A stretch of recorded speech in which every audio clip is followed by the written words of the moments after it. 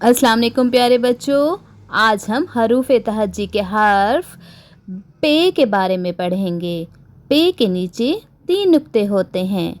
पे ऐसे ही लिखते हैं जैसे बे लिखते हैं, लेकिन बे के नीचे 1 नुक्ता होता है और पे के नीचे 3 नुक्ते होते हैं।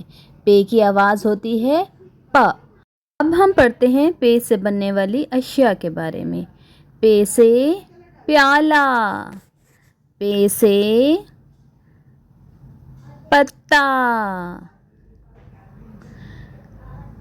पे से पानी, पे से पौधा, पे से पेन, पे से पजामा, पे से पालक, पे से पाँव, पे से पंखा, पे से पतंग। चलो बच्चों, अब आप आज के सबक की दोहराई करो और अब हम मिलते हैं अगली वीडियो में। अल्लाह हाफिज़।